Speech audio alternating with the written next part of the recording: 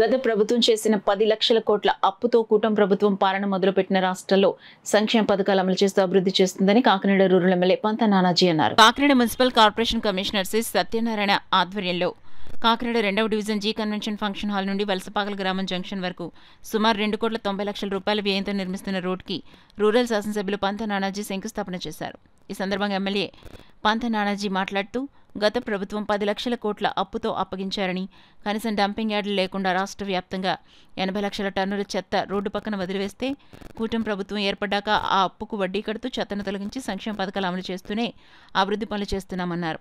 ఈ రోడ్డు నిర్మాణం పూర్తయితే భారీ వాహనాలు కాకినాడ నగరంలోకి ప్రవేశించకుండా వాహనాల రద్దీ తగ్గుతుందన్నారు. నాణ్యత ప్రమాణాలు పాటించి రోడ్డు నిర్మాణం చేపట్టాలని సూచించారు.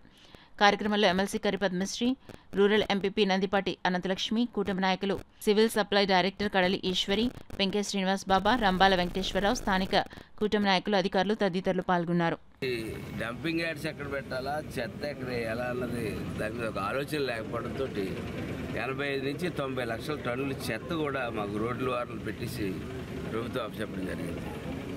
దాన్ని ఈ 10 లక్షల కోట్ల మీద వడ్డీలు కట్టుకుంటూ ఒక పక్కన సంక్షేమ కార్యక్రమాలు చేసుకుంటూ ఒక పక్కన మౌలిక సదుపాయాలు, ప్రజల అవసరాలు, క్వాలిటీ ఆఫ్ వాటర్ ఇద్దామన్నటువంటి ఒక ఆలోచన, రోడ్లు పెద్ద ఎత్తున రిపేర్లు చేస్తూ ఉన్నాం.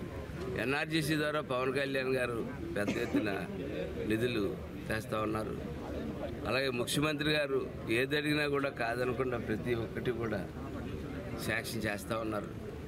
ఇవాళ ఆరోగ్యశ్రీ ఉన్నప్పటికీ కూడా, అట్లాగే జనరల్ హాస్పిటల్లో ఎక్విప్మెంట్లు ఉన్నప్పటికీ కూడా ఈ రెండింటికి కూడా అందని పరిస్థితుల్లో ఒక మధ్యతరగతి కుటుంబం అనారోగ్యం పాలైతే మొత్తం కుటుంబం పాడైపోద్దన్న ఆలోచనతోటి ఇవాళ సీఎం రిలీఫ్ ఫండ్ ఎన్నడూ లేని విధంగా ఇచ్చిన 15 రోజుల్లో వెరిఫికేషన్ పూర్తి చేసుకుని 15 రోజులు వేస్తున్నట్టు సీఎం గారికి కూడా ధన్యవాదాలు తెలియజేసుకుంటూ, ఈ అభివృద్ధిలో భాగస్వాములైనటువంటి మన కమిషనర్ గారికి, ఎమ్మెల్సీ గారికి, ఎంపీపీ గారికి, డైరెక్టర్ ఈశ్వర్ గారు, మన సివిల్ సప్లైస్ ఈశ్వర్ గారికి, వీరందరికీ కూడా ధన్యవాదాలు తెలియజేసుకుంటూ, కాంట్రాక్టర్ గారిని క్వాలిటీ ఆఫ్ వర్క్ తొందరగా చేయాలని, ఎందుకంటే ఆయన సీనియర్ కాంట్రాక్టర్ తొందరగా చేయగలరు.